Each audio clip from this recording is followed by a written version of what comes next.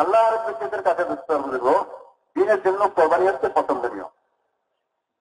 সাদাসিধভাবে কোরবানি ছাড়াও দাওয়াত দিনের কাজ করা যায়, আর হলো যে কোরবানির সাথে কাজ করা এটা তাদের কাছে পছন্দনীয়। দেখেন রহমতুল্লাহ আরব মহিলাদের মধ্যে বয়ান করতে গিয়ে এই কথা ফরমাইছিলেন যে দেখেন চারজন খলিফাকে আল্লাহ পাক বাছাই করেছেন মুহাজিরদের ভিতর থেকে। চারজন খলিফাই মুহাজির, আনসারদের মধ্যে একজন চারজন মুহাজির। আবু বকর রাদিয়াল্লাহু তাআলা, ওমর, উসমান, আলী, চারজন খলিফাই হচ্ছেন মুহাজির। মুহাজিরদের কোরবানি অতুলনীয়। এসব আনসারদেরও যথেষ্ট কোরবানি ছিল, মদিনাওয়ালাদেরও যথেষ্ট কোরবানি ছিল, কিন্তু ওনারাও সফল যেতেন, ওনারাও ছোট ছোট হিজরত করতেন, কিন্তু হিজরত করে এসে আবার নিজস্ব ঘর বাড়িতে মদিনাতেই বসবাস করতেন। কিন্তু মুহাজিররা যে মক্কা ছেড়ে আসছে, চিরদিনের জন্য ছেড়ে আসছে, নিজের ঘর বাড়ি, কামাই, দোকানপাট, মাতৃভূমি, মায়া, কান্না আছে, সব কিছু ত্যাগ করে আল্লাহর দ্বীনের হুকুম যে হিজরত করতে হবে, হিজরত তারা করে আসছেন। তো যারা হিজরতকারী তাদের কোরবানি অতুলনীয়, যাদের কোরবানি বেশি আল্লাহ তাদের ভিতর থেকে খোলাফা রাখতে দিচ্ছে, আল্লাহ বাছাই করছে। এটা বোঝে যে কোরবানি করা তাদের পছন্দ। আমরা যদি চাই যে আমাদের খানদান থেকে আল্লাহ পাক দিনের দাম নেন, দিনের খেদমত আল্লাহ পাক নেন, তাইলে যত আপনাকে আমাকে সকলে তো কোরবানির জন্য তৈরি হতে হবে। আল্লাহ রসুল আকরাম সাল্লাল্লাহু আলাইহি ওয়াসাল্লামকে আল্লাহ পাক ওই খানদান থেকে পয়দা করেছেন যেই খানদানের তিনজনই কোরবানি করানো ছিল।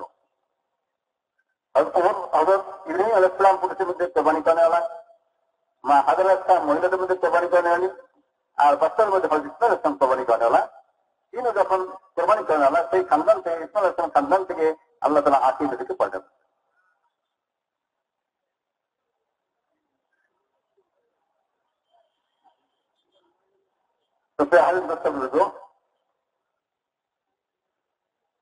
আমাদের এই মেহনতের দায়িত্ব তাও হচ্ছে যে প্রত্যেক মুসলমানের ঘরে তিন ধরনের পরিবেশ কায়েম হয়ে যায়।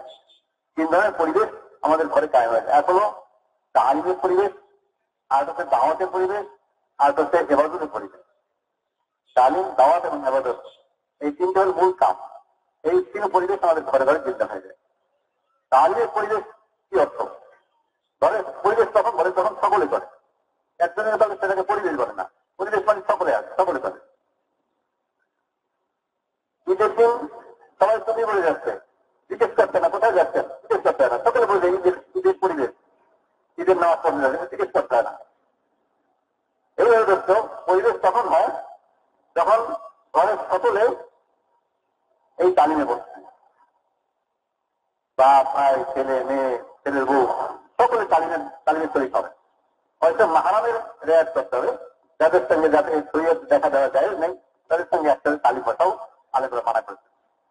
তালিম হবে যদি একবারে দুই ভাই থাকে তো দুই ভাইয়ের আলাদা করে আলাদা আলাদা তালিম হবে, স্বামী স্ত্রী তালিম করবে। এই তালিমের মধ্যে হযরত মুহাম্মদ সময় গেছেন যে দুধ পিতা বাচ্চা, যে মায়ের দুধ পুষ্টি, মায়ের দুধ পান করে শিশু বাচ্চা যদি ঘুমাই দিয়ে থাকে, সেই শিশু বাচ্চাকেও মা যেন কোলে নিয়ে তালিম হবে। তার কান দিয়ে আল্লাহ পাক হাদিস পাকে নূর তাকদীরে বসাই দিলেন এবং বড় হলে সে আল্লাহকে মানতে নেওয়া হবে। এটা হাতের দুধ পয়দা হবে। তো শিশু বাচ্চাকেও তালিমে শরীক হবে। এবং এই তালিম কমসে আধা ঘন্টা হয়, বেশি হইতে পারে, বেশি হইলে ভালো। এই তালিমের কি বিষয় হবে?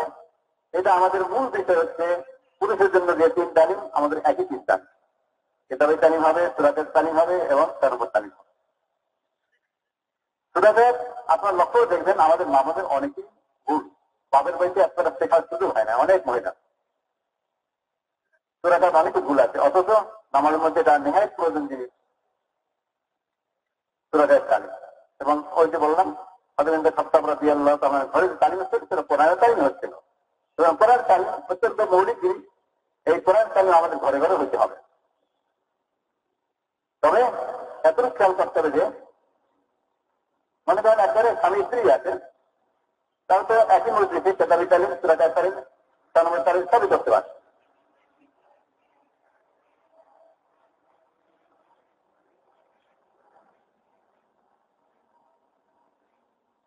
কিন্তু ঘরে যদি অন্যান্য মহিলাও থাকে, বোন আছে, ছেলের বউ আছে, দাদি আছে, মা আছে, মেয়েরা আছে, এই একই মজলিসে সুরাটার তালিম না হওয়া, এই একই মজলিসে সুরাটার তালিম না হওয়া মানে তার একটা সুরাতেই হতে পারে যে আমি আমার স্ত্রীকে শিখে দিলাম, একদিনে এক আয়াতে শিখাইলাম, এক আয়াতেও শিখা হয়, 10 দিনেও যদি এক আয়াত শিখা হয় তাহলেও নামাজের জন্য যতটুকু প্রয়োজন এটা অল্প কয়েকদিন ইনশাল্লাহ হয়ে যাবে।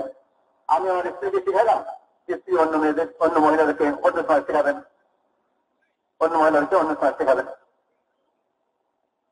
কারণ একই মধ্যে সুরাটার তালিম হওয়ার মধ্যে নাজাতের যেটা, সেটা আপনারা বুঝতেছেন, বিবাহিত লোক বেশি বুঝবেন। সেটা হচ্ছে যে মা বোনদের মাসের সারা 30 দিনই কোরআন পড়ার যোগ্যতা থাকে না। এখন যদি সকলের সঙ্গে কোরআনের তালিম হয়, সুরাটার তালিম হয়, তাহলে কোনো মহিলা লজ্জা করে মাথা নিচু করে থাকবেন, তো তার এই আয়াতটা ছেলের কাছে, বাপের কাছে, সবার কাছে প্রকাশ হয়ে যাবে। এটা ইসলাম নিষেধ করছে। আয়ের হায়া ইসলামের অত্যন্ত উঁচু দরজা থেকে, সেজন্য সুরাটার হতে হবে। তো এই ব্যাপারে এড়িয়ে চলতে হবে যেন তার হায়া কারোর কাছে প্রকাশ না পেয়ে যায়। এই জন্য একটা সুরতই বললাম, স্বামী স্ত্রী কোনো অসুবিধা হচ্ছে না। বা যেদিন আমরা 3 দিনে গেছি, অথবা মনে করেন যে সবগুলো যদি গেছি, সেদিন মহিলাদের ধরে আছে, মহিলারা একসাথে বসে করতে পারে। এইভাবে নানা সুযোগ হইতে পারে, কিন্তু সুরাটার তালিম পাওয়া যায় না। অল্প অল্প করে গেলেও সুরাটাত আমাদের শিখতে হবে। মা বলে সুরাটার অত্যন্ত বড় হয়ে গেছে। গুন্না কাকে বলে, মাথার কোথা থেকে কোনটা, মদ কাকে বলে, ইত্যাদি সব সুন্দর করে শিখতে হবে আমাদের শিখতে। এরপরে তো কেতাবি তালিম, একদিন ইনশাআল্লাহ মন্তাজ হাদিস থেকে তালিম হবে, আরেকদিন খাজা আমল সাদার থেকে তালিম। যেখানে আজকে শেষ করলাম সেখানে কাগজ লাগিয়ে রেখি, আর সেখান থেকে শুরু করবো, যাতে করে সব পুরো কেতাব শেষ হয়েছে। তাদের সদাকাত গুরুত্ব সদর করতে হবে। তাদের সদাকাত অত্যন্ত মূল্যবান কেতাব। তুমি বৃহস্পতি পয়দা হয়, আখেরাতে টিকিট পয়দা হয়। এই জন্য হাজার আমল এবং সদাকাত একদিন হওয়াতে অন্যদিন মত আমাদের তালিম হবে।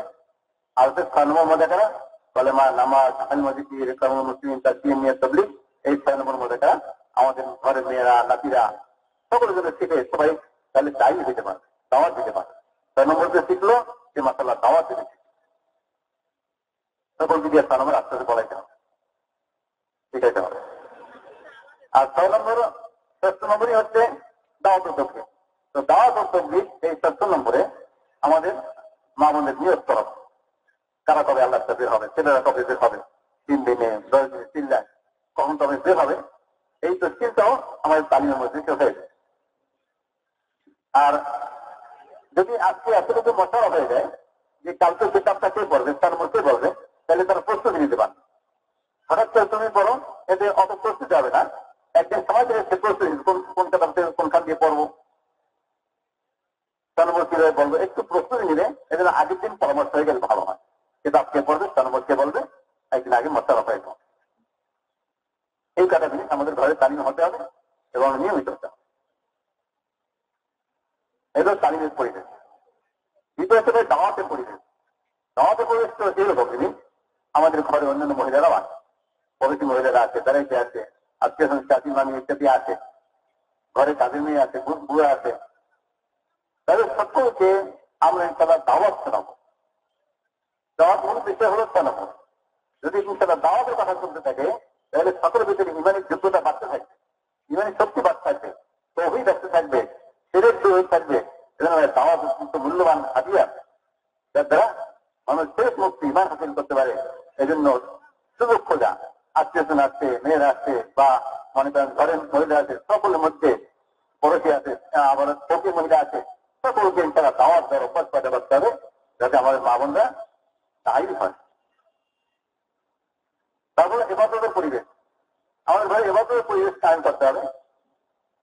ইবাদতের মধ্যে হয় নামাজ আছে, তেলাওয়াত আছে, তাসবিহ আছে, তারপর নফল নামাজ আছে, সব কিছু মিলে ইবাদত বলা হয়। তার মধ্যে সব মহিলারা এই ইবাদতের পরিবেশ কায়েম করে। ফরজ নামাজ আউয়াল হচ্ছে পড়া অভ্যাস করা, আউয়াল হচ্ছে নামাজ পড়া অভ্যাস করা, আমাদের ইহতেমাম হবে ইনশাআল্লাহ।